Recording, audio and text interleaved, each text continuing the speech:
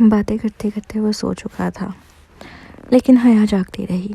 Change करने के बाद उसने लेंस उतारे, आंखें बड़ी तरह दुख रही थीं। मुंह धो के और चश्मा पहन के उसे थोड़ा सुकून मिला।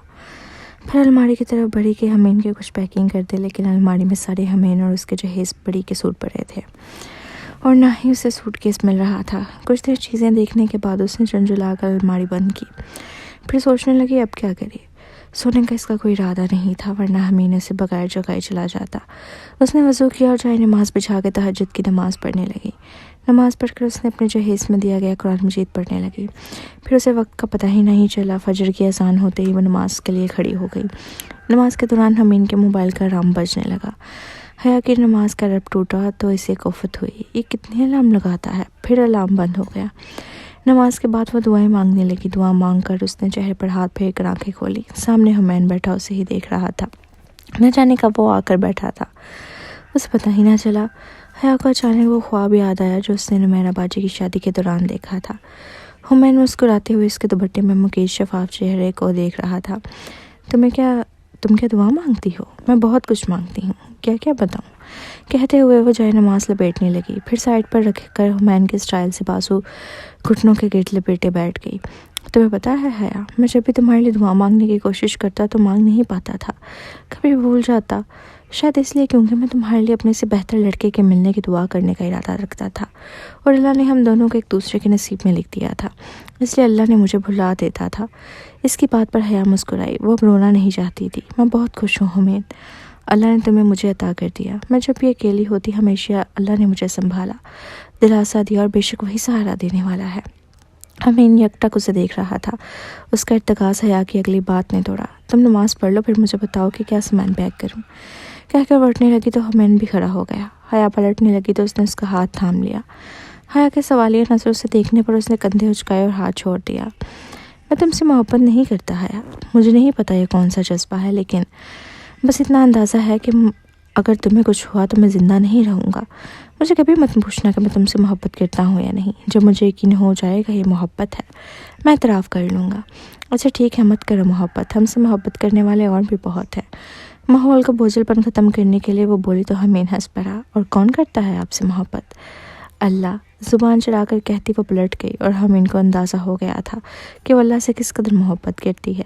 नमाज़ पढ़ के हमीन ने हया के निकाले हुए कपड़ों में से कुछ को रखा, कुछ को रिजेक्ट किया, फिर अपना दूसरा सामान रखने लगा।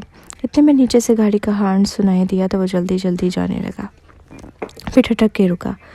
हया ज़मीन पर नज़र जमाए खड़ी थी। वो आगे बढ़ा और उसे गले लगाया। उसके आंसू फिर से बहने लगे। हमीन ने उसके सर पर प्यार करके खुद से अलग किया। हया बी ब्रेव यार, तुम एक फौजी की बीवी हो, ये सब की आदत डालनी पड़ेगी। रोज़ फ़ोन करूँगा, अगर ना भी करूँ तो टेंस ना होना। और अम्मी से तो तुम्हारे लिए न्यू मोबाइल का कहा है, अपनी सिम उसमें लगा लेना। हदायत देकर वो जाने लगा तो हया ने उसका बाजू थाम के रोका। फिर एड़ियों के बल उचलकर उसके गाल पे प्यार किया। हमीन का दिल ज़ोर से धड़का। जब भी मेरी याद आए अपने गाल पर हाथ रख लेना, फिर याद नहीं आऊँगी। उसके सफ़ेद यूनिफॉर्म में लगे उसके नाम के टैग पर हाथ रखे वो बोली तो हमीन मुस्कुरा दिया।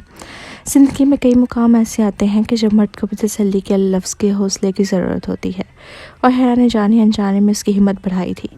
खुदा हाफिज़ कहकर वो चला गया। कमरे में आकर वो सो गई तो फिर उसकी आंख 12 बजे के करीब खुली। दरवाजे पर दस्तक हो रही थी। वो जल्दी से दुपट्टा कंधे पर डालकर बेड से उतरी। दरवाज़ा खोला तो सामने नुमैरा बाजी नाश्ते की ट्रे हाथ में लिए खड़ी थी। अरे बाजी, आप क्यों ले आई? मैं खुद लेती, आपने जहमत की। जहमत कैसी यार, तुम सो रही थी तो मैं ले आई। और वैसे भी अब तुम दुल्हन हो, हाथ लगाई से पहले कुछ काम नहीं करने देंगी अम्मी। जी वो हमीन को जाना था तो सारी रात ही जागते रहे। वजाहत देते हुए से पता नहीं क्यों शर्म आने लगी तो नुमैरा बाजी हंस पड़ी। तुम खुश हो ना हया? जी, उसने नज़रें झुकाए कहा तो नुमैरा बाजी ने दिल ही दिल में उसके और हमीन के लिए दुआ की। अच्छा चलो, अब मैं अब भी अपने ससुराल जाऊँ। अपने ससुराल को अब तुम खुद संभालो, मगर इतनी जल्दी क्यों? आप रुके ना अभी। नहीं यार, नौफल की जॉब का मसला है और काफ़ी दिन भी हो चुके हैं, इसलिए अब निकलती हूँ। तुम अपना ख्याल रखना। चले ठीक है, अल्लाह हाफिज़। उन्हें रुखसत करके वो कमरे में आई। नहा के फ्रेश होके वो बाहर आई तो पूरे घर में सन्नाटा छाया हुआ था। उष्ना खाला के कमरे की तरफ आई, दरवाज़ा नोक करके अंदर दाखिल हो गई। अब्बास साहब अखबार पढ़ रहे थे और खाला कपों में चाय डाल रही थी। हया को शर्मिंदगी हुई। वो आगे बढ़ी। लाई मैं चाय बना दूँ? अरे नहीं भाई, अभी मेरी बहू को आए दिन कितने हुए हैं, हाथ लगाई से पहले कुछ नहीं करना। उनकी बात पर हया हंस पड़ी। अच्छा, और हाथ लगाई कब होगी? तकरीबन 1 साल बाद। अब्बास साहब दोनों सास बहू की बातें सुन रहे थे। अल्लाह, नहीं भाई, रहने दें, ये हाथ लगाई मैं करूँगी क्या सारा दिन? और सब कहेंगे कि कितनी बदतमीज़ बहू है, कुछ काम नहीं करती। वैसे भी मैं काम किए बगैर नहीं रह सकती, मोटी हो जाऊँगी। उसकी बात पर वो दोनों हंसने लगे। अच्छा ठीक है, जो दिल चाहे कर मत करो, मगर सफाई वगैरह नहीं करना, काम वाले हैं। ठीक। वो उठकर जाने लगी तो खाला ने उसे रोक लिया। ये हमीन ने कहा था तुम्हें देने के लिए। शॉपिंग बैग देते हुए बोली, शुक्रिया खाला। खाला नहीं, अम्मी कहो, और शुक्रिया की कोई ज़रूरत नहीं है, ये सब तुम्हारा ही है। और किसी भी चीज़ की ज़रूरत हो बिला झिझक बता देना। जी ठीक है। अच्छा, आप लोग खाना कब तक खाते हैं? 9 बजे। और सोते कब हैं? 11 बजे। अच्छा, शाम की चाय पीते हैं? हाँ, मगर क्यों पूछ रही हो? अरे मैं आप लोगों की रूटीन चेक कर रही हूँ ताकि मेरी वजह से आप लोगों को मसला ना हो गई। और रात को दूध मैं लेकर आऊँगी और शाम की चाय बाहर लॉन में पियेंगे। खालू, मेरा मतलब है अब्बू आप भी। वो रवानी से कहते एक लम्हे को गड़बड़ाई, फिर बात मुकम्मल करके मुस्कुराते हुए अपने कमरे में आ गई। कमरे में आकर उसने दरवाज़ा लॉक किया, फिर शॉपिंग बैग लेकर बेड पर चौकड़ी मारकर बैठ गई। बैग ने न्यू मोबाइल और एक सिम यूफोन की हैंड फ्री सेट और 10-12 बैलेंस कार्ड मौजूद थे। हया को ये सब सामान देखकर हकीकतन खुशी हुई। उसने जल्दी से मोबाइल में सिम डाली और मोबाइल का सिस्टम चेक करके हमीन का नंबर सेव करके उसको मैसेज किया और मोबाइल चार्ज पर लगा दिया। फिर पूरे कमरे का एक बार तफसील से जायज़ा लिया और अलमारी की तरफ आ गई। अलमारी की चीज़ें सारी बाहर निकाली और नए सिरे से सेट करने लगी। एक अलमारी में अपने और हमीन के घर में पहनने वाले कपड़े जमाए और दूसरे में शादी ब्याह के कपड़े और बाकी खानों में दूसरे ज़रूरियात की चीज़ें जमाई। सारी अलमारी भर चुकी थी। अलमारी बंद करके वो पलटी तो फाइलों का ढेर उसे मुँह रहा था। उफ, अब इसे कहाँ रखूँ? सारी ज़रूरी फाइल्स थी, एक पे दर होती तो शामत आ जाती। कुछ सोचकर उसने हमीन के मोज़ और बनियान के दराजे खाली करके फाइलें उसमें जमाई और हमीन का सामान अपने सामान के साथ रख दिया। काम से फारग होकर उसने टाइम देखा, दोपहर के 2 बज चुके थे। उसने वज़ू किया और ज़ोहर की नमाज़ पढ़ी, फिर सोने के लिए लेट गई। नींद से आंखें बंद हो रही थीं, वो लेटते ही सो गई। शाम को उसकी आंखें एक नामूस आवाज़ से खुली। यह आवाज़ कैसी है? सोई हुई दिमाग की वजह से उसे कुछ देर तो समझ ही नहीं आया, फिर हड़बड़ा कर उठी। उसका मोबाइल बज रहा था। उसने जल्दी से उठकर मोबाइल देखा। हमीन की 2 मिस कॉल्स थी। इससे पहले कि वह नंबर डायल करती, हमीन का नाम स्क्रीन पर चमकने लगा। इसने मुस्कुराते हुए कॉल पिक की। अस्सलाम वालेकुम। वालेकुम अस्सलाम। कॉल क्यों नहीं उठा रही थी? मैं सोई हुई थी, अभी आँख खुली। कब पहुँचे तुम? 11 बजे पहुँचा था। सोचा तुम्हें फ़ोन करूँ, लेकिन यहाँ इमरजेंसी काम चल रहा है, इसलिए बिज़ी था। अच्छा, अभी भी बिज़ी हो? उसने पूछा। हाँ अभी भी, लेकिन तुम्हें रात को वीडियो कॉल करूँगा, तुम ऑन रहना। अब मैं जा रहा हूँ, बाद में बात होती है। अल्लाह हाफ़िज़। अल्लाह हाफ़िज़। कॉल ड्रॉप हो गई तो इसने कुछ देर अपनी फ़ेसबुक की आईडी यूज़ की, फिर मोबाइल लेकर नीचे आ गई। खाला और इसने मिलकर शाम की चाय का इंतज़ाम किया, साथ हल्की फुल्की बातें भी होती रहीं। इतनी देर खालू भी आ गए। बाहर लॉन में खुशगवार माहौल में चाय पी गई। मौसम भी बहुत अच्छा हो रहा था। फिर रात के खाने की तैयारी करने वह दोनों किचन में आ गई। मुलाजमों को भी दुल्हन बीबी बहुत अच्छी लगी थी, हर बात पर हंसने हंसाने वाली। घर में रौनक हो गई थी। रात को सोने से पहले हया खुद लेकर खाला खालू के कमरे में गई और गुड नाइट कहकर अपने कमरे में आ गई। पीछे खाला खालू इसके बारे में बात करने लगे। माशाल्लाह, आज तो बड़ा मज़ा आया। शुक्र है हमीन ने दूसरा ढंग का काम किया। हाँ, आज तो वाकई घर घर लग रहा है, वरना वही लगी बंदी रूटीन बोरियत हो जाती थी सच में। अल्लाह यूं ही हमारी खुशियों को दायमी रखे, आमीन। हया ने पहली फुर्सत में अपना मोबाइल ऑन किया बगैर, फिर बाल वगैरह दुरुस्त करके बेड पर लेट गई। आज तो दिन बड़ी जल्दी गुजरा था। हमीन ने वीडियो कॉल की तो इसने दोबारा अपनी शक्ल देखी, फिर कॉल रिसीव की। अस्सलाम वालेकुम। वालेकुम अस्सलाम। कैसी हो? मुझे याद कर रही थी? उसने मुस्कुराते हुए पूछा। नहीं, तुम बिल्कुल याद नहीं आए, बल्कि आज हमने इतना मज़ा किया, खालू से इतनी बातें की, तुम तो याद नहीं आए। शरारत से उसने कहा तो हमीन ने मसनूई नाराज़गी जाहिर की। मुझे तो लगा था मेरी एक दिन की दुल्हन मुझे याद कर रही होगी, मगर यहाँ तो उल्टी नहर बह रही है। उसकी बात पर हया की ज़ोर से हंसी आई, जिसे उसने रोक करने की बिल्कुल कोशिश ना की। हमीन, नहर नहीं, गंगा उल्टी बहना होता है। What ever. क्या वट एवर? और क्या याद करूं? अभी तो हमारी शादी हुई है। मैं लड़कियों में से नहीं हूँ जो शादी के दूसरे ही दिन कहें गफूर आपके बगैर रहा नहीं जाता। उसने नकल करते हुए कहा तो हमीन जो पानी पी रहा था बेइख्तियार उछू लगा। तौबा है हया, क्या हो तुम? अब ऐसे ही हूँ, गुजारा करना पड़ेगा, क्या करें। हाँ, देख रहा हूँ अपना ख़तरनाक मुस्तकबिल। हमीन की बेचारगी से कहने पर हया में घूर कर फिर देखा, फिर दोनों हंस पड़े। कुछ देर और बात करके हमीन ने कॉल काट दी तो हया भी कुछ ही देर में नींद की वादी में खो गई। उसका सारा दिन बहुत मसरूफ़ गुजरा था। सुबह 11 बजे वो कराची पहुंचा। अकेडमी पहुंचते ही हमीन को ऑफिस बुला लिया गया। वहाँ पहले ही उसके साथी खड़े थे। वो भी मुस्तैदी से खड़ा हो गया। प्लान के मुताबिक जो बहरी जहाज़ भारत से स्मगल के जरिए पहुंचने की इत्तला मिली थी, उसके पहुंचने से कबल ही भारतीय हकाम ने जहाज़ को वापसी का हुक्म दे दिया। जब ये खबर पाक बहरिया को मिली तो उन्होंने मीटिंग रखी, जिसका नतीजा ये निकला भारतीय जहाज़ को पाकिस्तान की हदूद में ही रोक लिया जाए और उन्हें गिरफ्तार कर लिया जाए। इसके लिए इन तमाम अफसरान, कैडेट, जूनियर, सीनियर्स को इकट्ठा कर लिया था। हुमायूं को भी इमरजेंसी में बुला लिया गया था। पीरियड के बाद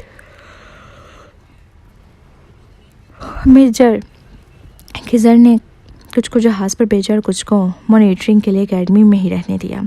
पाक बहरिया के जहाज़ में 150 अफराद थे जो शिप के इंतजाम देख रहे थे। इनमें हमीन भी शामिल था, जबकि मुकाबले के लिए आधे अफराद थे।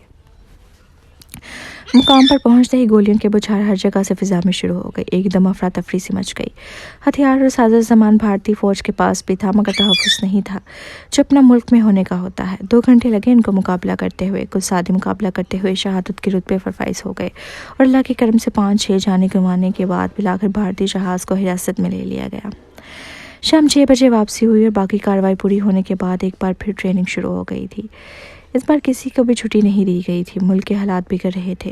दुश्मन मौका की ताक में बैठे थे। ऐसे में अपने मुल्क की हिफाजत करना बहुत ज़रूरी था। मैंने ये सब हया को नहीं बता सकता था। वो परेशान हो जाती और ना अम्मी को, मगर अम्मी को इस सब की आदत थी। 25 साल उन्होंने एक आर्मी ऑफिसर के साथ गुजारे थे, जबकि हया को सिर्फ 1 दिन हुआ था। हया का ख्याल आते ही उसने कॉल की। वो बेड पर सीधी लेटी हुई थी, मोबाइल हाथ में ले रखा था।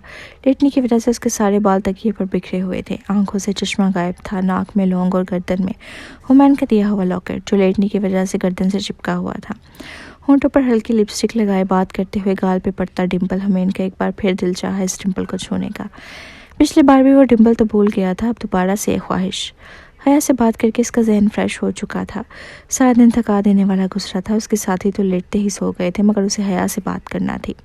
सच कहा है किसी ने, शादी के बाद जिम्मेदारी बढ़ जाती है और बीवी याद भी बहुत आती है। उसने रश्क से सबको देखते हुए सोचा तो इसी वक्त हया की आवाज़ आई। मैं लड़कियों में से नहीं हूँ जो कहीं कि गफूर आपके बगैर रहा नहीं जाता। इस तरह कहने पर हमीन को अच्छू लग गया था। वहाँ भी उसे यही कहने वाला था कि तुम बहुत याद आ रही हो, मगर उफ़िया ना, अब तो बिल्कुल नहीं कहूँगा कि शबाना तुम याद आ रही हो।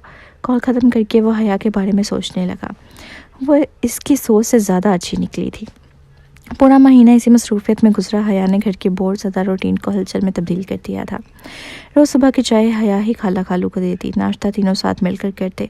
फिर खालू अपना ऑफिस चले जाते और खाला अपनी ज़रूरत का काम करती हैं। कभी आर्मी की तरफ से दी गई पार्टीज़ में चली जाती हैं और अगर कभी किसी सेमिनार में जाना होता तो हया को भी ऑफ़र करती, लेकिन वो साफ ना कर देती।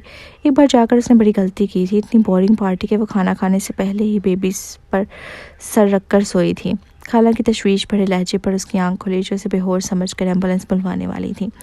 उस दिन के बाद से हया कभी खाला के साथ नहीं गई। शाम को खाला के साथ मिलकर कभी पिज़्ज़ा बनाती, कभी केक ट्राई करती, या अक्सर खाला ना होती तो हया सारे मुलाजमीन के लिए चाय बनाती। सबको लॉन्च में जमा करके खूब किस्से सुनाए जाते। अलबत्ता वो नहीं जानती थी कि खालू को उसकी सरगर्मी का पता है। वो समझती थी कि खाला खालू को नहीं पता चलता।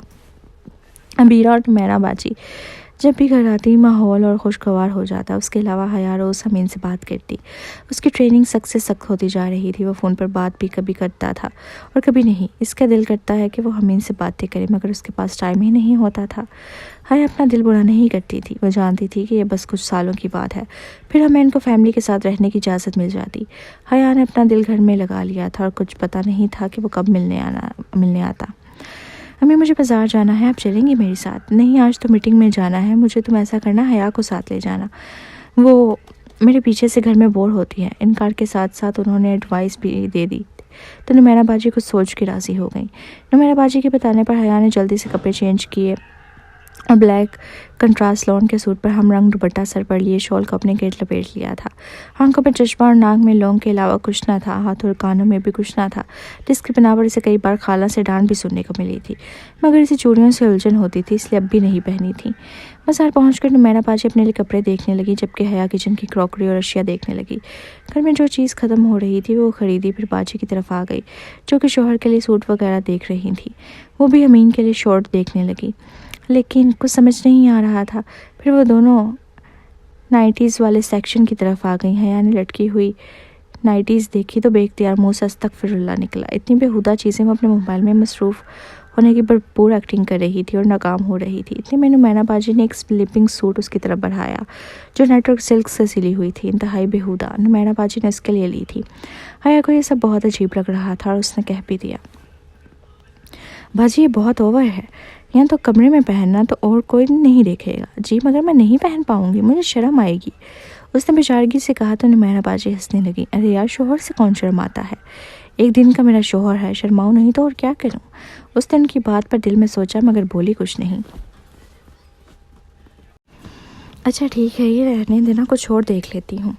उसके इसरार पर नुमैना बाजी मान गई। फिर काफ़ी देर बाद उसे एक स्लीपिंग सूट समझ आया, थोड़ा बोल्ड था लेकिन सही था। बाकी कॉस्मेटिक्स वगैरह लेकर घर पहुंची तो रात के 8 बज रहे थे। खाला अभी घर नहीं लौटी थी, घर में कुछ खाने के लिए नहीं था, इसलिए उसने जल्दी से पिज़्ज़ा का ऑर्डर दिया। आधे घंटे में ऑर्डर आया। बाजी के साथ हल्की फुल्की बात करते हुए दोनों ने पिज़्ज़ा खाया। फिर नुमैना बाजी अपने घर चली गई और सोफे पर बैठी चैनल सर्च करने लगी। इतने में खाला खालू भी आ गए। हया कुछ देर उन दोनों के पास बैठी, फिर रोज़ की तरह दूध उनके कमरे में पहुँचा अपने कमरे में आ गई। कमरे में आकर उसने स्लीपिंग सूट निकाला और देखने लगी। डार्क ग्रे ट्राउज़र, उस पर ग्रे कलर की सिल्क की शॉर्ट शर्ट जिसके आस्तीन तो थी ही नहीं, बस एक पतली सी काली डोरी थी। आस्तीन का चीचड़ा उसने देखते ही दिल में सोचा। उसने सूट पहनकर चेक किया, पहनने में वाकई आरामदेह था। खैर है, वैसे भी अभी अकेली हूँ, उसने दिल में सोचा और पहन कर लेट गई। मूल के मुताबिक हमीन से फ़ोन पर बात की, फिर सो गई। 3 दिन मज़ीद इन्हीं मसरूफियात से गुजरे। वो रोज़ इसी तरह थक कर सो जाती। उसने अपनी लास्ट 2 शर्ट्स बैग में डाली और बैग बंद करके बाहर आ गया। एक बुस्ता हवा ने इस्तकबाल किया। अकेडमी चूँकि समुंदर पर थी इसलिए कितनी ही गर्मी क्यों ना हो, वहाँ नॉर्मल मौसम रहता था। उसकी फ़्लाइट में 1 घंटा था। जल्दी से टैक्सी करके वो एयरपोर्ट की तरफ रवाना हो गया।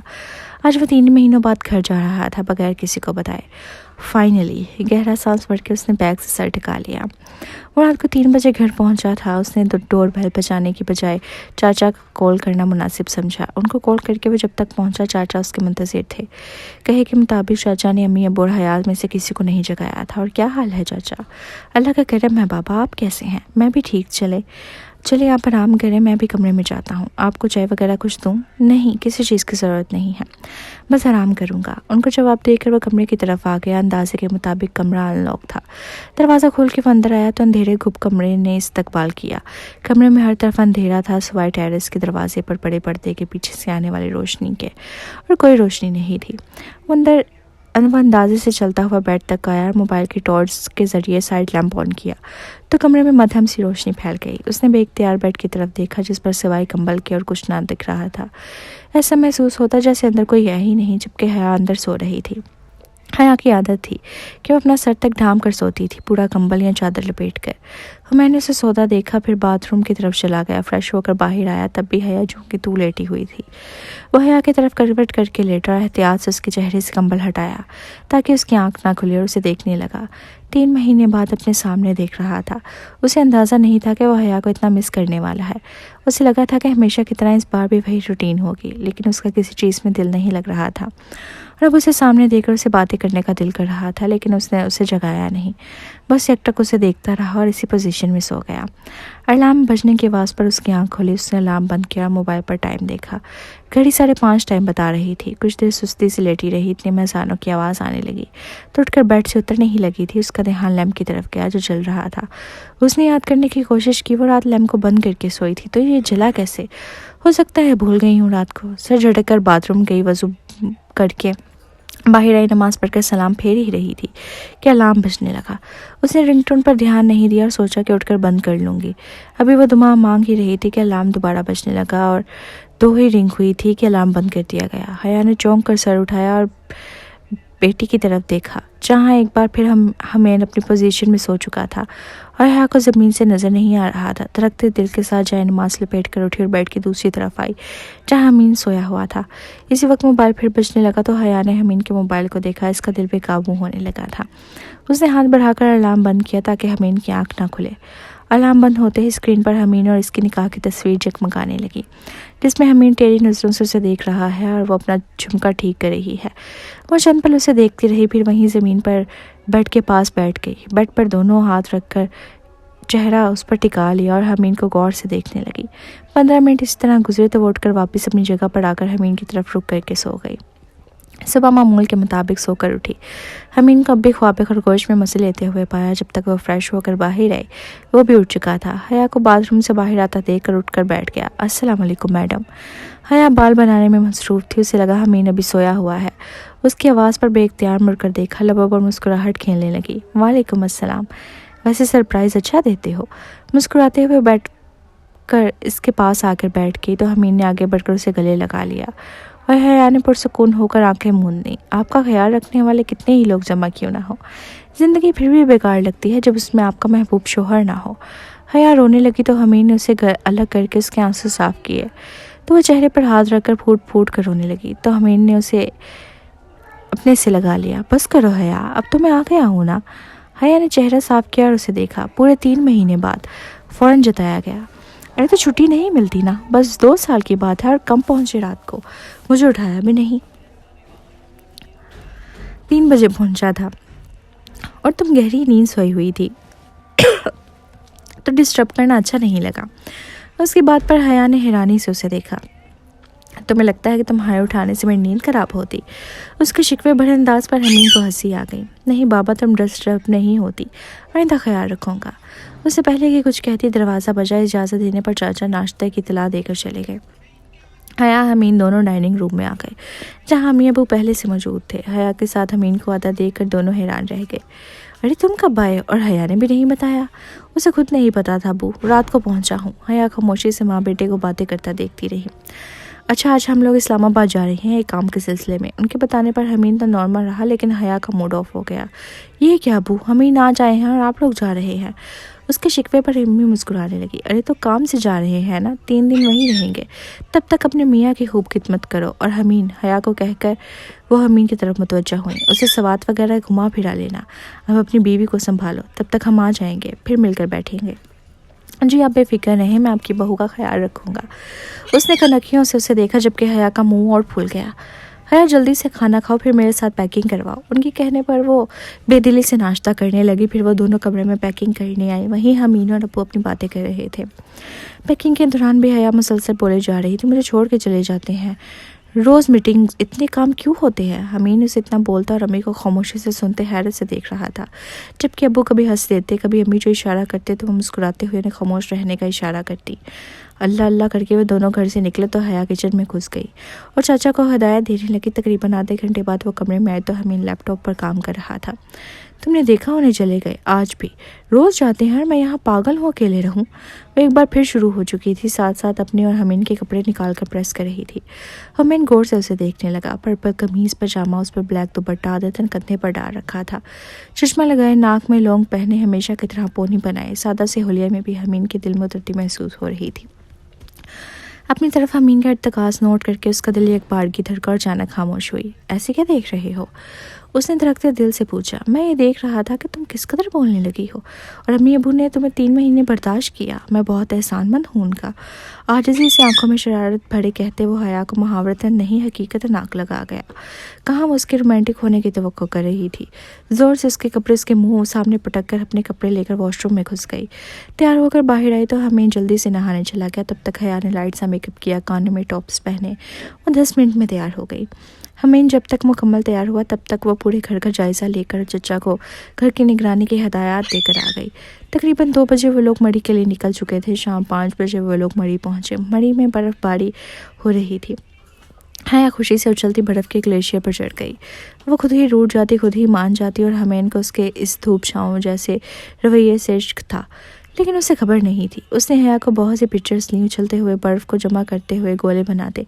किसी में हंस रही है, किसी में हमीन के ऊपर बुला रही है। वो पिक्चर्स देख रहा था कि एक गोला उसके हाथ पर ज़ोर से लगा। उसने हया को देखा जो हंसते हुए और गोले बना रही थी। इससे पहले कि वह एक और गोला उसकी तरफ फेंकती, हमीन जल्दी से ऊपर चढ़ता उसके सर पर पहुंच गया। हाथ मारकर उसने हया के हाथ में मौजूद गोले पर हाथ मार के गिराया। फिर एक आंख खींचकर मुस्कुराते हुए उसे देखा और ज़ोर से उसे बड़प पर धक्का दिया। हया संभल कर खड़ी होने की कोशिश कर रही थी, लेकिन हमीन की तरफ से फेंके जाने वाले छोटे छोटे गोले उसे उठने नहीं दे रहे थे। कोशिश करके वो उठी और हमीन को धक्का दिया तो हमीन के साथ खुद भी दोबारा गिर गई। कुछ देर तो वो दोनों समझ ना सके कि क्या हुआ है, फिर एक दूसरे की शक्ल देखकर हंस पड़े। उनकी खुशी से भरपूर कह के पूरी वादी में गूंज रहे थे।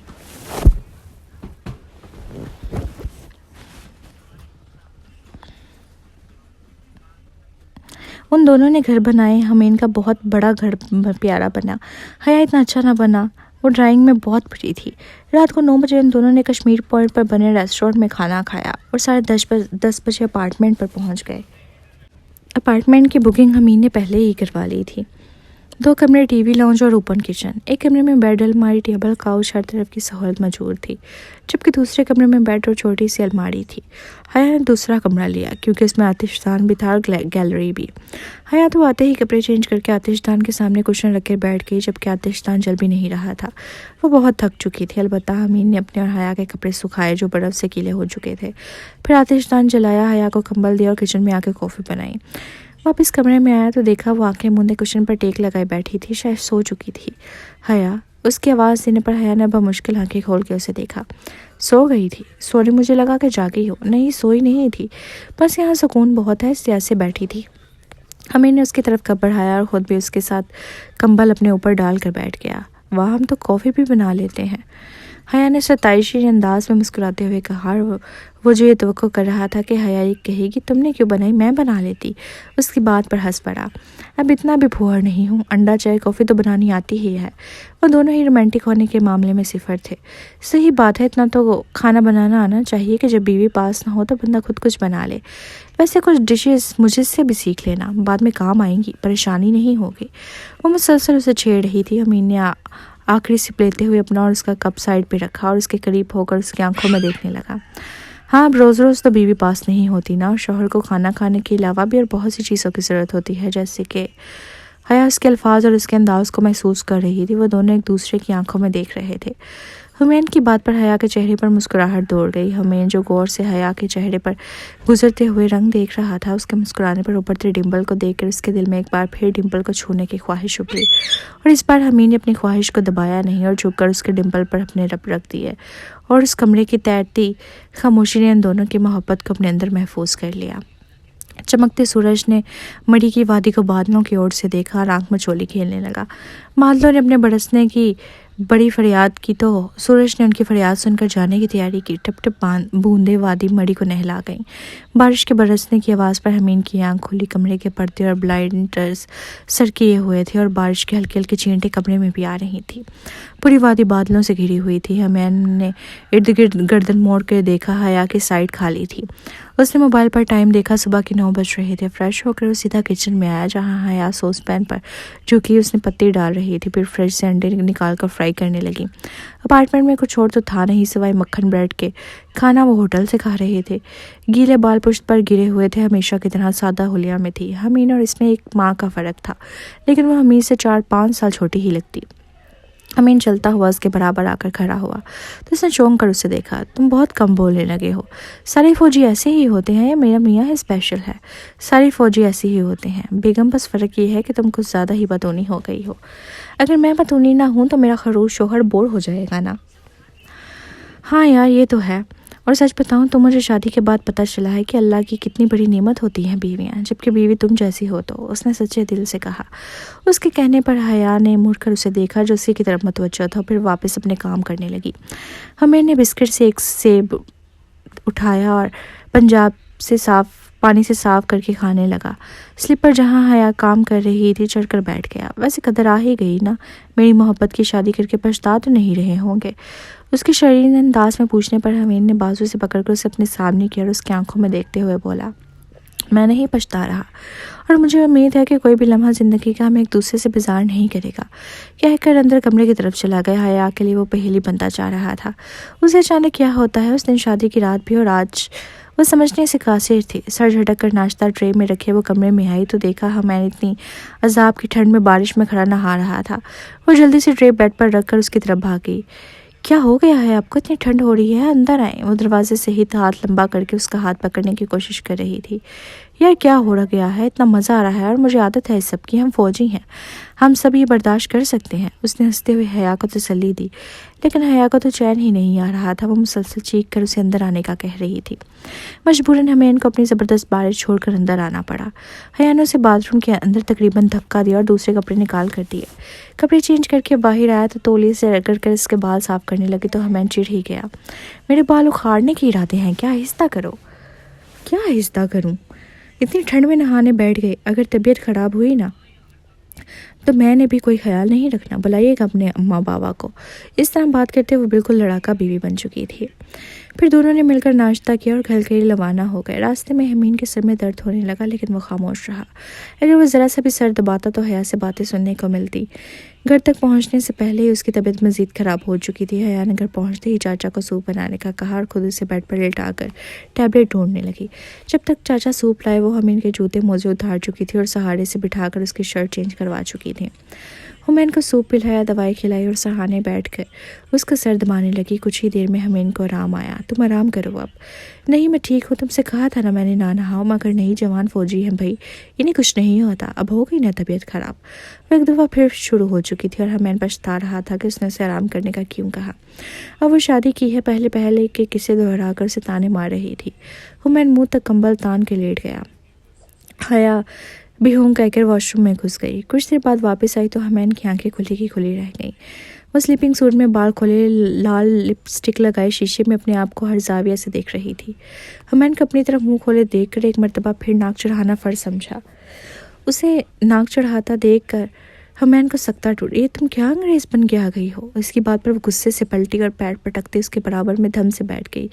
क्या है? नुमैरा बाजी ने कहा था ये सूट अपने शौहर के सामने पहनना शर्म की कोई बात नहीं होती। मुंह बना कर कहती वो बहुत प्यारी लग रही थी, लेकिन हुमैन को सकता है इस सूट में उसे देख कर हुआ था। उसे देखता रहा तो हया कंफ्यूज होने लगी। बिला वजह अपना चश्मा ठीक करने लगी।